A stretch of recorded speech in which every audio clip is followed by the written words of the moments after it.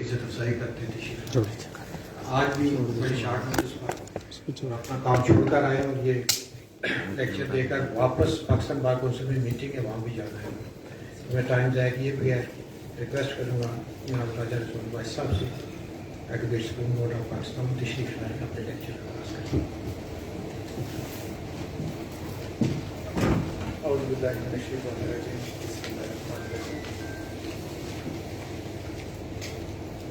I'm very grateful for Amin Tariq Saab for inviting me to deliver this lecture before my fellows. First of all, I want to ask you one question. That what is the definition of lawyer? Who is lawyer? और इसका basic काम क्या है? Any one of you?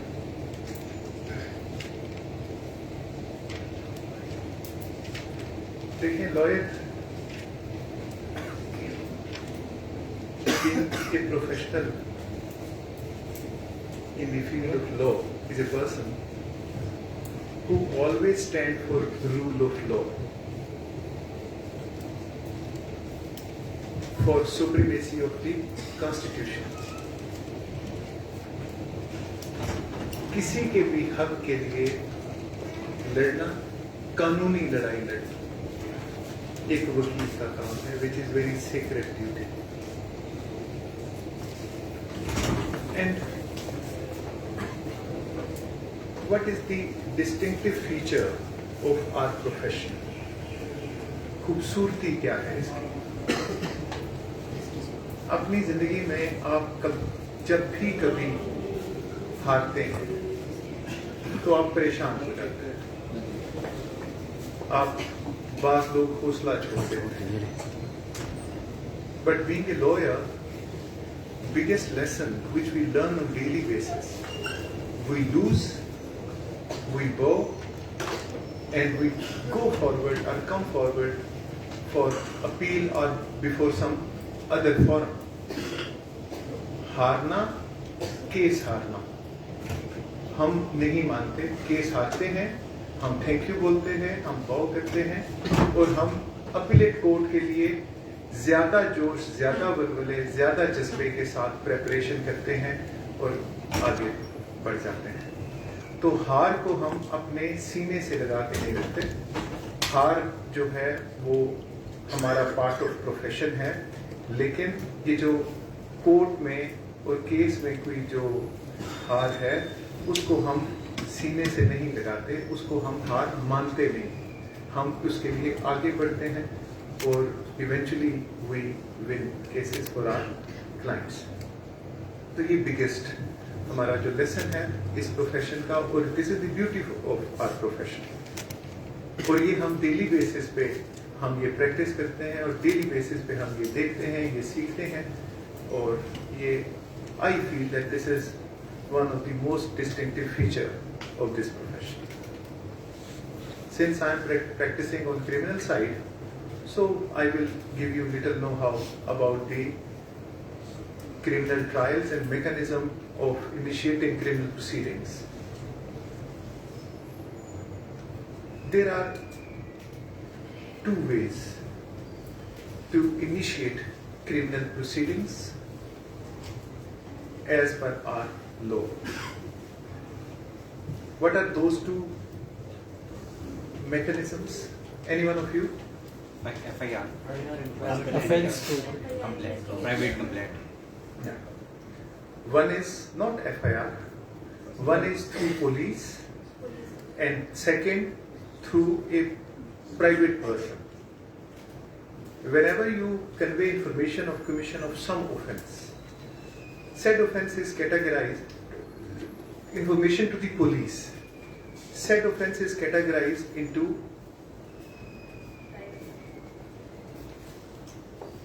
two distinctive categories. One is cognizable offense and second is non-cognizable offense. In cognizable offense, police is bound to register FIR.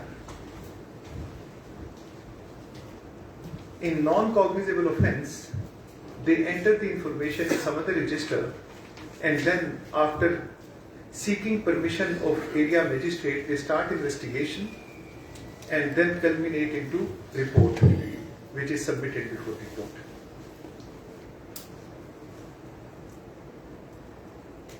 And there is another procedure that is called a private complaint. There are certain laws wherein you do not go to the police, you directly file a private complaint before the court of law, like Illegal Dispossession Act.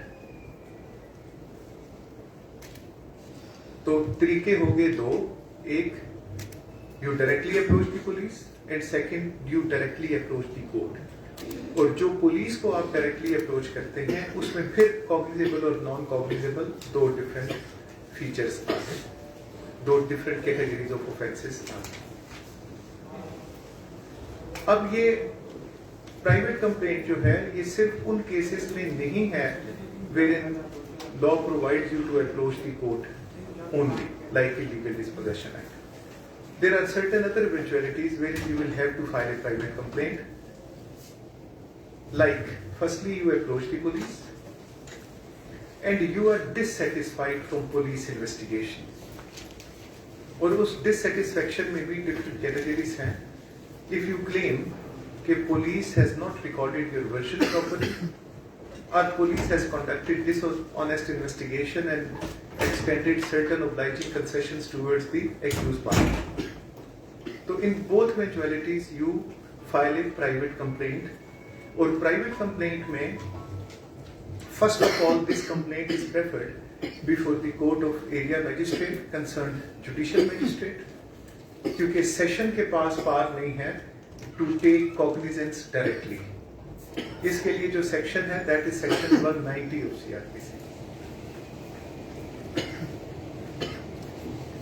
That complaint is to be preferred before the court of area magistrate. Area magistrate will see कि ये case जो है ये tribal bye same court है और tribal bye the court of sessions है. If case will be triable by the court of sessions, then it will be sent up to the court of sessions under section 190 subsection 3 of CRPC.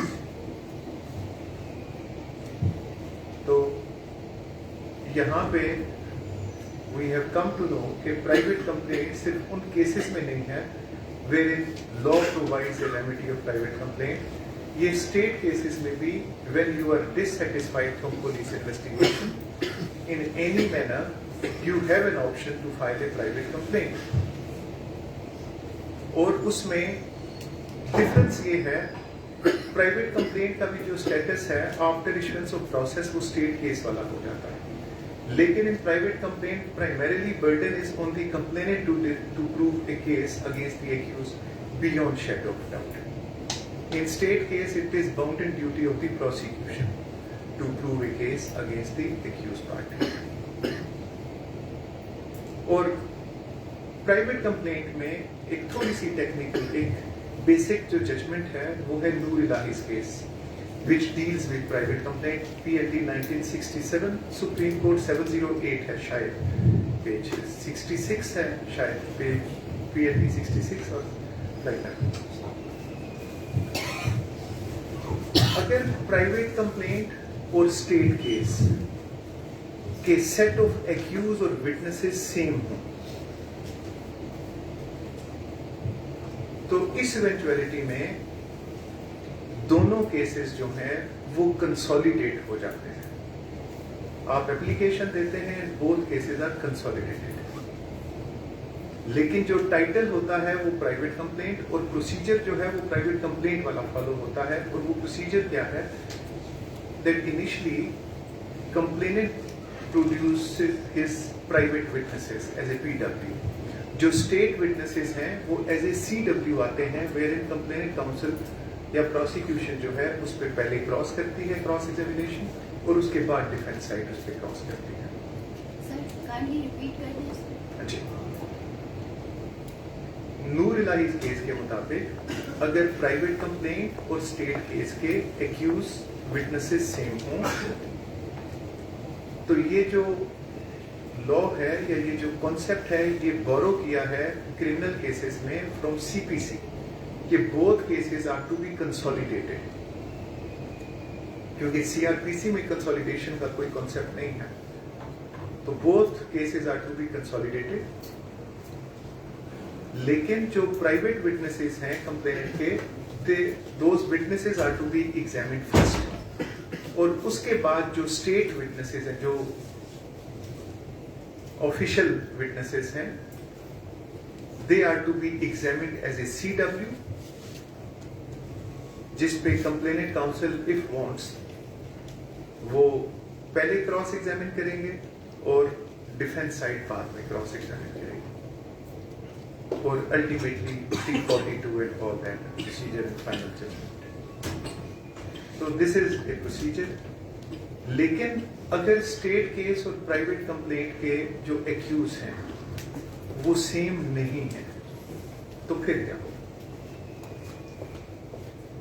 फिर दोनों files cases separate चलेंगे, लेकिन जो state case है वो proceeding stay हो जाएंगी, private complaint में प्रोसीडिंग्स इनिशिएट होंगी। अगर प्राइवेट कंप्लेंट के एक्यूज जो हैं उनको सजा हो जाए, if they are found guilty and convicted, तो जो स्टेट केस के एक्यूज हैं, जो सेपरेट एक्यूज हैं, दे विल बी एक्विटेड। लेकिन अगर प्राइवेट कंप्लेंट के जो एक्यूज्ड हैं वो एक्विट हो जाते हैं, तो फिर जो स्टेट केस के एक्यूज हैं फिर उनका ट्रायल होगा। तो ये जो प्रोसीजर है एज पर नूर इलाही's केस, ये आज तक जो है इसी प्रोसीजर को फॉलो किया जाता है, और प्राइवेट कंप्लेंट पे जितनी भी जजमेंट्स आई हैं इसमें जो मदर जजमेंट है that is Noor Ilahi's case, उसी को आज तक फॉलो किया जाता है with true letter and spirit.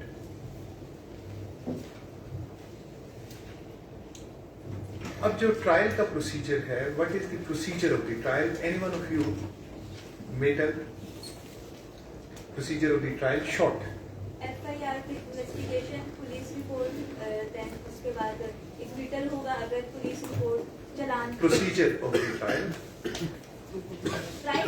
सिर्फ एग्जाम क्रॉस एग्जामिनेशन होगा, इन चीफ होगा विटनेसेस का, और देखें फर्स्ट नहीं स्टेप बाय स्टेप बताएं। चले FIR की सूरत में जो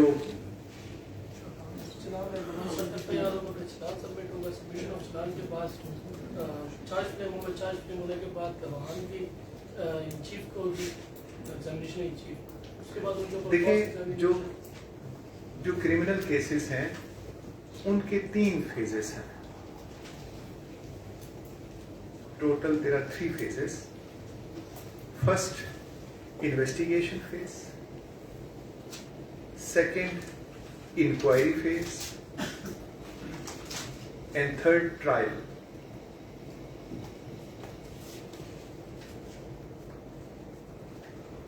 जो investigation phase है that is competence of investigating officer, जिसको उर्फ़े आम में पुलिस ऑफिसर कहते हैं, चाहे वो FIA हो, चाहे वो NCCI हो, चाहे वो कोई और एजेंसी हो, anti corruption establishment, they all enjoy powers of उनके एक्ट में लिखा हुआ है। तो सबसे पहले इन्वेस्टिगेशन फेज है, which is domain of investigating officer, and in set investigation phase investigating officer collects entire investigation to unearth the crime. उसके लिए there are 14 days to submit interim report, जिसमें 3 दिन का extension लेके within 17 days he has to submit interim report before the court of law. interim report क्या है? glimpse of entire case, set case, जितना उस वक्त तक प्रोग्रेस हुई उसका glimpse in the way of report under section 173 of CRPC is submitted before the court of law. When this interim report is submitted. फिर court of law में inquiry phase continue होता है एंड इन सर्टेन मैच्योरिटीज जो investigation phase है वो भी continue रहता है. For example, if there are more than one accused, any accused is arrested, any one of the accused is arrested, और बाकी accused जो हैं वो they are at large. तो इन्वेस्टिगेशन फेज भी साथ साथ रहेगा उनको अरेस्ट करने तक और उनकी हद तक रिपोर्ट सबमिट करने तक. तो that is little bit technical for you since you are beginners. तो मैं आपको एक नॉर्मल फिनोमिना बताता हूँ कि when report under section 173 of CRPC is submitted, तो ट्रायल कोर्ट में इंक्वायरी फेज स्टार्ट हो जाता है. This report under 173 of CRPC is submitted before the court of magistrate. अब कोर्ट ऑफ मैजिस्ट्रेट ने क्या देखना है कि whether this offence is triable by the court of sessions or offence is triable by the court of magistrate. If it is to be tried by the court of sessions, तो वो मुल्ज़मान की हाजिरी attendance complete करने के बाद उसको भेज दिया जाता है before the court of sessions if tribal by court of session है. तो इंक्वायरी फेज में सबसे पहले देखना यह है कि case triable by which court. There are certain courts which enjoy both parts, like anti terrorism court, उनके पास मैजिस्ट्रियल पार्ट्स भी हैं और सेशन कोर्ट के पास भी हैं. तो अगर कोई एंटी टेररिज्म कोर्ट का मैटर है तो फिर मैजिस्ट्रेट के पास चालान नहीं जाएगा. फिर 173 की जो रिपोर्ट है that will be submitted before the court of ATC. अब चालान और रिपोर्ट अंडर सेक्शन 173 में क्या फर्क है ये बताओ.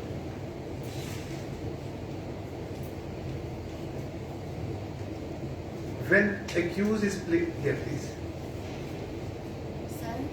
चलान फाइनल चलान तक चीजें चल सकती हैं, लेकिन रिपोर्ट तब तक हम लोग पेश करते हैं. There are certain columns in report under section 173 of CRPC. Column number 1 entails name of complainant or informant.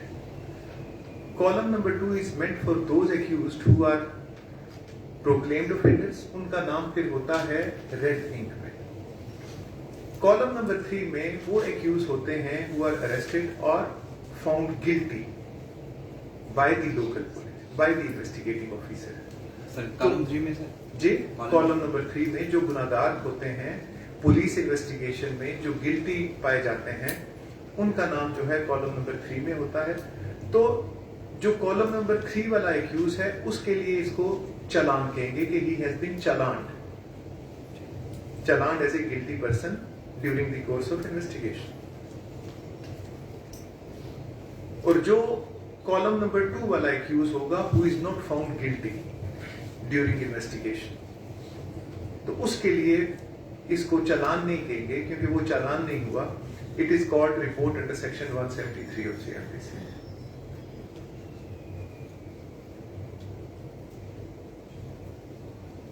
अब जो केस है that is sent up to the court of sessions. Court of session after procuring attendance of all the accused again, they will provide material to the accused within the meaning of section 265C of CRPC, जिसमें first inspection note है, जिसमें statement of witnesses हैं under section 161 और 164 of CRPC, और जो material है that is provided in the law that is to be provided to the accused, and then matter is fixed for framing of charge. जिस दिन charge frame होता है तीसरा फेज स्टार्ट हो जाता है, दैट इज ट्रायल फेज. तो inquiry phase में कोर्ट ने क्या किया? इंक्वायरी फेज में कोर्ट ने सबसे पहले ये देखा कि ये मैटर किस कोर्ट का ट्राइबल है, किस किस एक्यूज को समन करना है, प्रोसेस इशू करना है या वारंट इशू करना है with in the meaning of section 204 of CRPC. और کیا کیا میٹیریل پرووائڈ کرنا ہے اس ایکیوز کو in order to equip him to prepare his defence at the time of framing of charge. اور کیا چارج فریم کرنا ہے. جس دن چارج فریم ہوتا ہے وہ ٹرائل فیز سٹارٹ ہو جاتا ہے. اب after framing of charge, when charge is framed, تو ایکیوز کے پاس دو آپشن ہیں. He may plead guilty or he may deny charge. اور when he denies the charge, he is given option کہ وہ کوئی plea بھی لے سکتا ہے. Usually courts یہ نہیں پوچھتی ہیں کہ اس کو سے کہ would you like to take some special plea or not. لیکن law says کہ یہ ایکیوز کو رائٹ دینا چاہیے کہ وہ کوئی بھی پلی لے when he denies the charge. If accused pleads guilty, then court is not bound to convict him straight away. Particularly in the matter of capital sentence, this tendency is always discouraged by the appellate courts کہ اس کو guilty plead کرنے کے بعد straight away سزا نہیں دینی چاہیے. Right of defence پھر بھی اس کو دینا چاہیے. There are many cases جہاں پہ ایکیوز نے گلٹی پلیڈ کیا, کورٹ نے اس کو کنوکٹ نہیں کیا, ایویڈنس ریکارڈ ہوئی, سفیشینٹ نہیں پائی گئی اور accuse was acquitted. The word may has been used. Whenever accused pleads guilty, court may convict. لیکن سر لیکن جوڈیشل کنفرنٹ کرنے گلٹی سے اگر وہ اس میں مان لیتا ہے تو ہم تو کہتے ہیں کہ وہ سب سے بڑا ایویڈنس ہے. دیکھیں وہ سب سے بڑا ایویڈنس نہیں ہوتا. This is the duty of prosecution to prove the charge against the accuse. Accuse is presumed to be innocent until he is proven guilty. تو دیکھیں there are different scenarios during the course of investigation. وہ accuse اگر confession کرتا ہے under section 164 of CRPC اور اسی confession کو وہ کیری کرتا ہے ایٹ دی ٹرائل یا اس کنفیشن کو ڈینائی کر دیتا ہے, جو آپ کی بات کا جواب ہے, اگر اس بات کو صحیح مان لیا جائے تو اس کا جو کنفیس کرنا ہے اور انڈر سیکشن 164 آف CRPC اس کو تو پھر جو ہے as a complete evidence consider کر کے تو ٹرائل کی تو نوبت ہی نہیں آنی چاہیے. دیکھیں ایکیوز 164 کا کنفیشن کرنے کے بعد اس کو بھی ڈینائی کر سکتا ہے. اور اگر آپ کی بات جو ہے اگر یہ سینیریو ہوتا تو ورڈ شیل استعمال ہوتا under section 265 E of CRPC, D اور ای آف CRPC اس میں کہ گلٹی پلیڈ کرنے کے بعد ایکیوز جو ہے وہ شیل بی کنوکٹڈ ہو. جوڈیشل کنفیشن جو ہے وہ کس ایویڈنس میں آئے گا؟ دیکھیں جوڈیشل کنفیشن جو ہے وہ as a circumstantial evidence use ہوتا ہے. جو کنفیشن ہے it is always treated as a circumstantial evidence. ایک پورا ٹاپک ہے, کبھی مجھے موقع ملا تو 164 جو ہے وہ اس کے اوپر علیحدہ سے میں آپ کو بتاؤں گا کہ 164 کے کیا کیا جو ہے اس کے پری ریکویزٹس ہیں اور کیا چیزیں دیکھنی چاہیے اس میں اور اس کا پروسیجر کیا ہے اور اس کی ویلیو کیا ہے. 164 میں بھی دو پورشن ہیں. ایک اسٹیٹمنٹ آف وٹنس ہے which is recorded under section 164 of CRPC during investigation, اور دوسرا ایکیوز جو ہے اس کا کنفیشن ہے. تو یہ دو ٹرمز استعمال نہیں ہیں, اسٹیٹمنٹ آف ایکیوز اور confession of statement of witness اور کنفیشن آف ایکیوز, یہ دو ریکارڈ ہوتے ہیں. تو ایکیوز کا یہ مان لینا before the trial court guilty plead کر لینا is not evidence in its totality. اس کے بعد بھی ٹرائل کورٹ کے پاس یہ بات ہے کہ وہ اس کو سزا دے یا سزا نہ دے. تو سزا نہ دینے کی صورت میں prosecution under section 265F of CRPC, opportunity is given to the prosecution to adduce evidence of their own choice. उसमें वो witnesses जिनका नाम कैलेंडर ऑफ विटनेसेस में है वो पेश किए जा सकते हैं, या उन witnesses की स्टेटमेंट में कोई और फैक्ट्स डिस्क्लोज हो, या कोर्ट ये देखे कि there are certain other persons who are acquainted with the facts of the case and their examination is necessary. Then prosecution is given right to move an application under section 265F read with section 540 of CRPC. Full opportunity is given to the prosecution कि वो अपना case साबित करें before the trial court, और जब prosecution evidence close करते हैं, then statement of accused is recorded under section 342 of CRPC. Section 342 में there are entire incriminating material is presented or put to the accused, and opportunity is given to the accused to explain. तो उसका ये जो opportunity है, अक्सर लोग इसका फायदा नहीं उठाते. क्या करते हैं, जितने विटनेस क्वेश्चंस हैं उनका जवाब देते हैं नेगेटिव में, इट इज इनकरेक्ट या आई डू नॉट नो, और एंड पे why this case against you में डिटेल लिख देते हैं.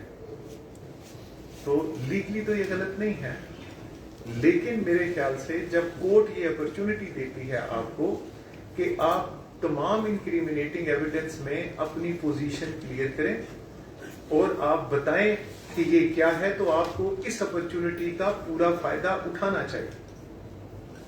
You should avail this opportunity कि जज आपको, लॉ आपको एक मौका दे रहा है कि जो भी प्रोसिक्यूशन ने एविडेंस कलेक्ट किया, इंक्रिमिनेटिंग मटेरियल आपके सामने पेश किया during the course of trial, तो उस एविडेंस के मुतालिक court ask you question to explain your position. तो instead of making evasive denial, you should explain in depth. You should explain your position in details. कि if there is a recovery, तो आप बताएं कि ये recovery क्यों fake है, ये रिकवरी क्यों इनकॉन्सिक्वेंशियल है, ये रिकवरी क्यों रिलाय नहीं की जा सकती है, इस रिकवरी में डिफेक्ट्स क्या हैं जो कि इसको डिस्क्रेडिट करने के लिए काफी हैं. So this opportunity is to be availed, but usually it is not done, and there is only evasive denial that it is incorrect. Yeah, it is not in evidence. और लास्ट में कुछ questions हैं which are mandatory. Number 1, accused is given chance to produce evidence in support of his contention. If accused opts to adduce some evidence, तो फिर वो जो defence witnesses हैं, their statements are recorded and prosecution is given opportunity to cross examine those witnesses. And there is another question which is again mandatory, that is section under section 340 subsection 2 of CRPC. Opportunity is given to the accused to appear before the court in his own defence. Then statement of accused is recorded on oath and prosecution is given opportunity to cross-examine the accused. और अगर ये तमाम procedure complete हो जाए 342 का, तो if accused has adduced evidence, तो जो केस ओपन करेगा वो पार्टी करेगी जिसकी लास्ट में एविडेंस हुई. यानी accused ने अगर डिफेंस में एविडेंस दी है या खुद पेश हुआ है इन हिज डिफेंस, तो फिर जो केस ओपन करेगा वो डिफेंस साइड ओपन करेगी, और जो रिबट करेगी वो प्रोसिक्यूशन साइड करेगी. एंड अगर एक्यूज ने जो है वो डिफेंस में एविडेंस नहीं दी, तो फिर जो प्रोसिक्यूशन है, prosecution will open the case और डिफेंस जो है वो उसको रिबट करेगा, and eventually final judgment will be passed by the court of law. This is a simple procedure, simple glimpse of a procedure in trials provided under section in Code of Criminal Procedure. जो मैजिस्ट्रेरियल trials हैं उनके लिए section 241 और onward provisions हैं, और जो session trials हैं उसके लिए सेक्शन 265 है.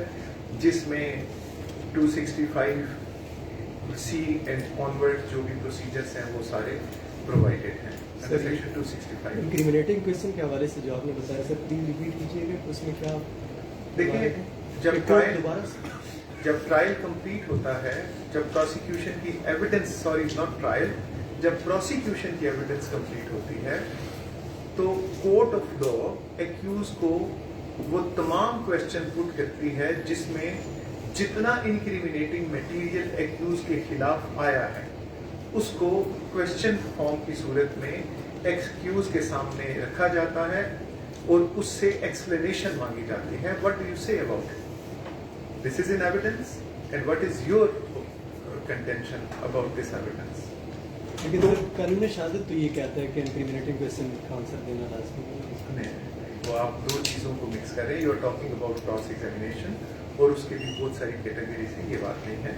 342 में ऐसी इंक्रिमिनेटिंग मटेरियल, ऐसा इंक्रिमिनेटिंग मटेरियल जो एक्यूज को पुट ना किया जाए अंडर सेक्शन 342 वो कोर्ट या प्रोसिक्यूशन वो यूज ही नहीं कर सकती।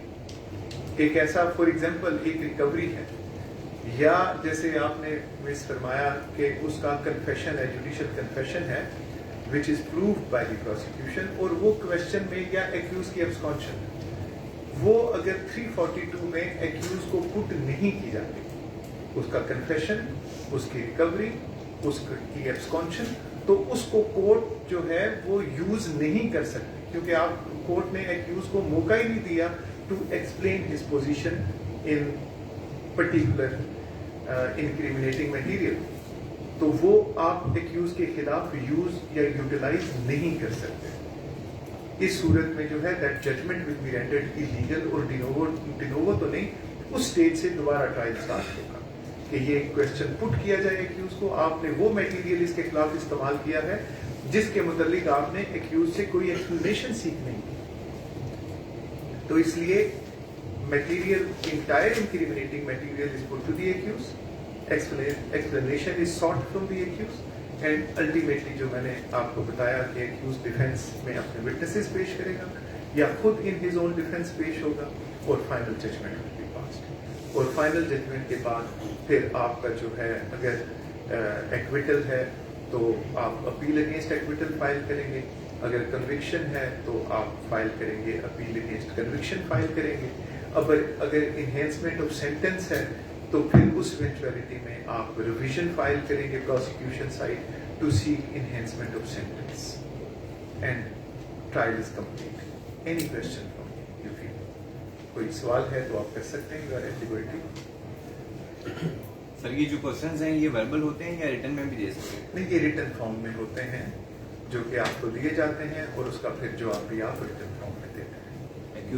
एक्यूज थ्रू काउंसिल ही होता है, काउंसिल एक्यूज को रिप्रेजेंट करता है तो वो जो जवाब होता है वो एक्यूज ही का जवाब रहता है।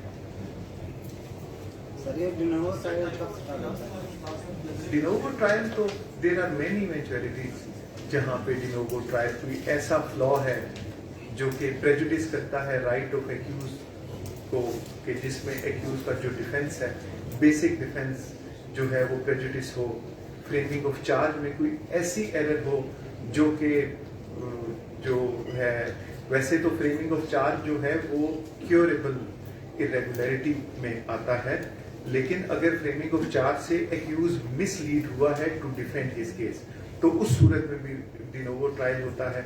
अगर अब इस पे भी जजमेंट्स हैं कि अगर ड्यूरिंग ट्रायल कोई एब्सकॉन्डर जो है वो अरेस्ट होता है और जो विटनेसेस हैं वो जो फॉर्मल विटनेसेस अभी एग्जामिन हुए हैं, मेजॉरिटी ऑफ द विटनेसेस या मटेरियल विटनेसेस जो हैं वो एग्जामिन नहीं हुए तो तब भी डिनोवो ट्रायल होता है।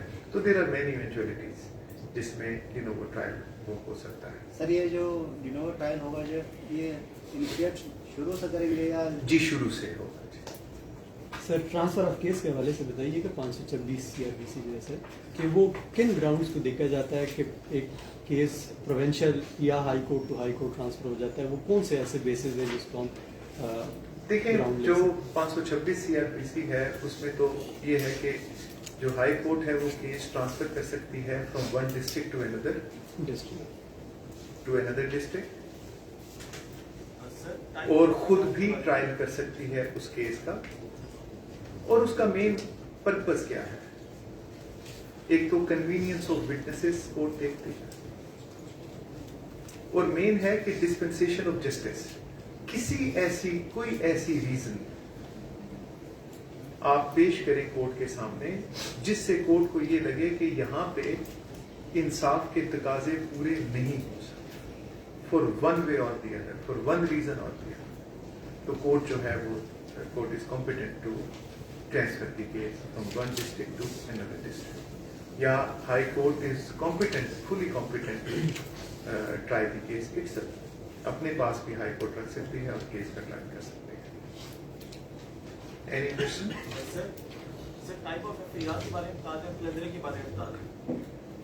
دیکھیں جو ایف آئی آر ہے وہ تو کوگنیزیبل اوفینسز میں ہوتی ہے, یا مکس کوگنیزیبل یا اور نان کوگنیزیبل اوفینسز ہوں تو even then F I R is lodged. لیکن جہاں پہ کوئی کوگنیزیبل اوفینس نہ ہو تو وہاں پہ پھر جو ہے there is a separate register wherein information is entered and permission is sought from the magistrate and investigation is carried out, and trial procedure جو ہے وہ سیم ہے, ایکسیپٹ جو پیٹی offenses ہیں جس میں جو ہے آپ کو صرف show cause notice, summary trial جس کو کہتے ہیں, آپ کو شو کاز نوٹس دیا جاتا ہے, اس کی بھی ڈیٹیل علیحدہ سے سی آر پی سی میں ہے.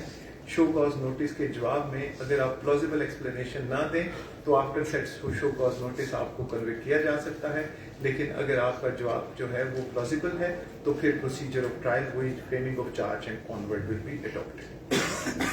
Sir, if the prosecution has failed to prove the case beyond reasonable doubt, اور اس کیس میں اگر accused اپنی 342 کی اسٹیٹمنٹ میں کچھ ایسا اسٹیٹ کرتا ہے جو اس کو امپلیکیٹ کرتا ہے, انکریمینیٹ کرتا ہے, تو on the basis of this اس سول ریزن پہ اس کی کنوکشن ہو سکتی ہے؟ دیکھیں جو پلی آف ایکیوز ہے اس کی بیسس پہ کنوکشن کبھی نہیں ہو سکتی.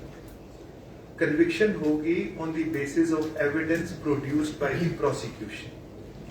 Accused may take divergent please, accused may take contradictory please, ایک جگہ ایک بات کہے دوسری جگہ آل ٹوگیدر ڈفرینٹ بات کہے, تو اس کی وجہ سے اس کو سزا کبھی بھی نہیں ہوگی. ایکیوز اپنی پلی میں وہ جو 342 ہے اس میں جو بھی سٹینس لے اس کی بیسس پہ اس کو سزا نہیں ہو سکتی. سزا اگر ہوگی تو وہ on the strength of prosecution evidence ہوگی. سر 342 اسٹیٹمنٹ میں جب وہ ڈیفینس کا کیس پوچھا جاتا ہے وہ کوئی اس اسٹیج پہ ایسا نیا ڈیفینس لے آ سکتا ہے جو اس نے پورے کیس میں پہلے نہ لایا؟ دیکھیں اس کو کورٹس جو ہیں وہ پھر دیکھتی ہیں آفٹر تھاٹ, تو it depends upon the credibility of the evidence which is recorded, چاہے وہ ڈیفینس وٹنس کی بھی وہی امپورٹنس ہے جو کہ پروسیکیوشن وٹنسز کی ہے. تو it depends upon case to case, facts of every case. اگر وہ ڈائیورجنٹلی بالکل ڈائیورجنٹلی لیتا ہے جو ڈیفینس اس نے تھرو آؤٹ نہیں لیا, تو کورٹ اس کو ایز اے آفٹر تھاٹ شک کی نظر سے کورٹ آف لا ضرور دیکھے. کنسسٹینسی تو دونوں میں ہونی چاہیے, پروسیکیوشن کی کے لیے بھی اور ڈیفینس کے لیے, لیکن ڈیوٹی پروسیکیوشن کی ہے کہ وہ ثابت کرے کہ گلٹ آف دی ایکیوزڈ. سر یہ جو جینڈر آف چارج والا کنسیپٹ ہے سر, اس کے حوالے سے ذرا بتائیے گا کہ جینڈر آف چارج میں ٹرائل ایک ہی چلے گا یا الگ الگ ٹرائل چلیں گے؟ دیکھیے جوائنٹر آف چارج تو ایک ہی ٹرائل سے ہی ریلیٹڈ ہے. There are many eventualities. یہ سیکشن 230 اینڈ آنورڈس جو ہے یہ ہے joinder of charge. For example اگر ایک قسم کے جو اوفینسز ہیں ود ان 3 ایئرس وہ کوئی ایکیوز سے کوئی ہوتے ہیں تو اس کا بھی چارج جو ہے وہ اس کا ٹرائل ایک ہوگا, جوائنٹر آف چارج میں وہ آئے گا. مختلف دیر آر مینی ایونچولیٹیز, مختلف اوفینسز سیم ٹرانزیکشن ہے تو تب بھی جوائنٹر آف چارج ہوگا. جی ایک ٹرائل ہوگا. اور سر اگر چالان کا ٹائم پورا ہو چکا ہے ایک بندے کا اور انویسٹیگیشن میں بعد میں پتہ چل جاتا ہے یا بعد میں اس ایکسپانڈر کو پکڑ لیتے ہیں سر, تو اس کا چلان الگ سے جمع ہوگا یا یہی چلان دوبارہ؟ نہیں, سیپریٹ 173 کی رپورٹ دیکھیں. ایک آدمی نے اس میں بھی 2 چیزیں ہیں. ایک آدمی نے انویسٹیگیشن جو ہے نہیں کی اور وہ اریسٹ ہی بعد میں ہوتا ہے, تو first of all his remand will be obtained. After remand during the course of remand جو بھی میٹیریل آتا ہے وہ 173 کی رپورٹ میں یا چلان کی صورت میں وہ سیپریٹ پریزنٹ ہوگا بفور دی کورٹ.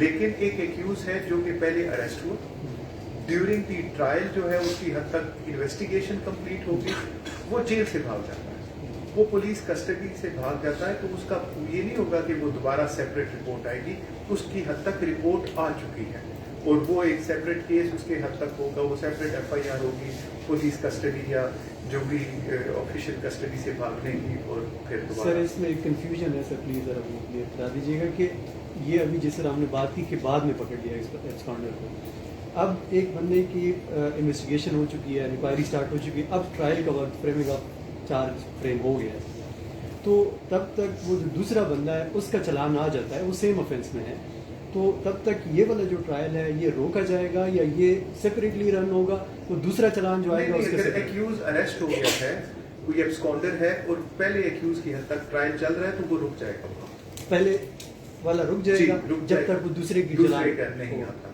वो रुक जाएगा। लेकिन उसमें भी जजमेंट्स ये कुछ कहती हैं कि if material witnesses have been examined, तो वो जो पहला ट्रायल है वो चलते रहना चाहिए और इसका जो है सेपरेट ट्रायल जजमेंट सर आप रिकॉल वो नहीं, मैं there are many judgments, many situations जिसमें कहते हैं कि अगर मटेरियल विटनेसेस एग्जामिन हो चुके हैं, लास्ट स्टेज पे कोई और एब्सकॉन्डर अरेस्ट हुआ है, तो फिर उसके लिए आप ट्रायल नहीं रोकेंगे, पहले वालों का ट्रायल कंप्लीट करेंगे, इसका सेपरेट ट्रायल आप कर सकते हैं, तो that is not illegal. Sir 512 का चालान कब जमा होता है?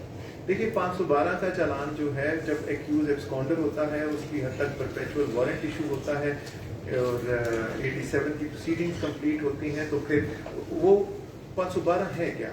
512 ये है जो एविडेंस है उसको प्रिजर्व किया जाता है इन एब्सेंस ऑफ एक्यूज, ताकि जब वो गिरफ्तार हो, फॉर एग्जांपल 10 साल बाद गिरफ्तार होता है और उस वक्त तक वो विटनेसेस जो है, उनमें से कुछ विटनेसेस की डेथ हो जाती है, तो जो उनकी स्टेटमेंट है वो एज सच उसके खिलाफ कंसिडर हो उस एक्यूज की हद तक।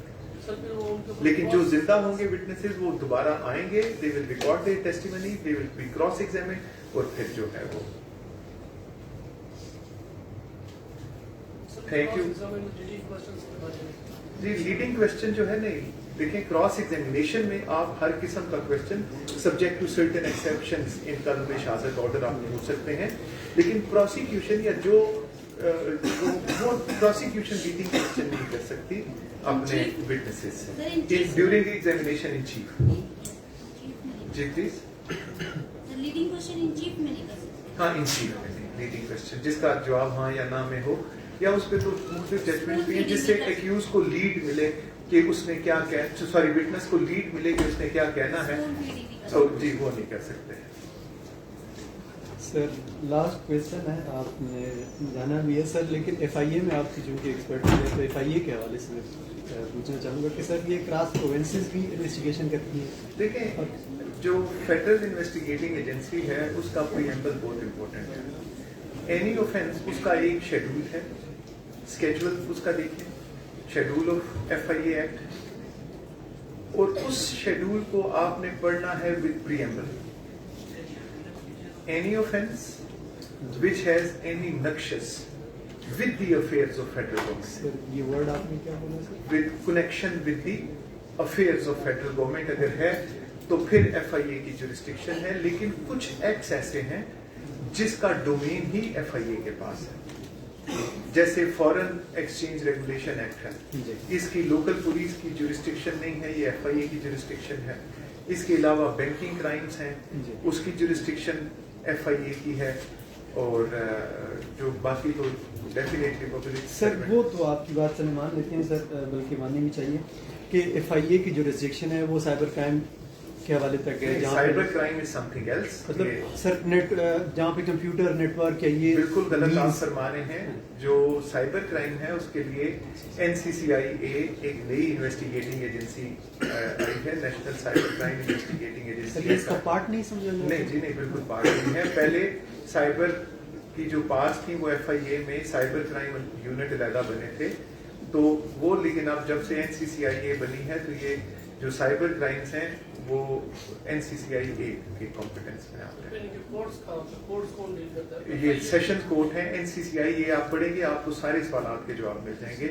National cyber crime investigating agency act पढ़े और उसके साथ को पीका को मिला के पढ़े, prevention of electronic crime act को पढ़े तो आपको सारे जवाब मिल जाएंगे। उसका सेक्शन 50 है, सेक्शन 27 है, 29 है, which are very important. 27, 29 and section 50. Incident हुआ कि एक बंदा अटैक हुआ F6 इस्लामाबाद से, मॉडल से मतदान हुआ, उसको ट्राई F6 पे भी हो सकता है, मुल्तान में भी हो सकता है, किसी एक जगह पे होगा। उसके लिए सेक्शन 179 है जहाँ पे अकरेंस कमिट हुआ और where consequences ensues, that is section 179 of CRPC।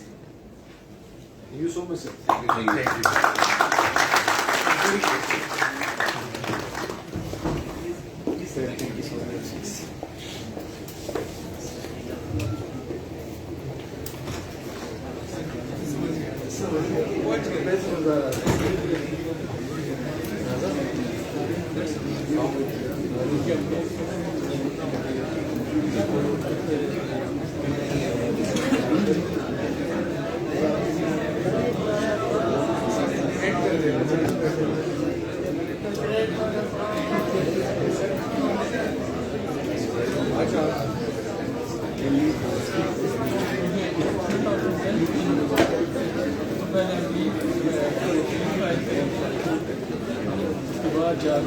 इसी को रिव्यू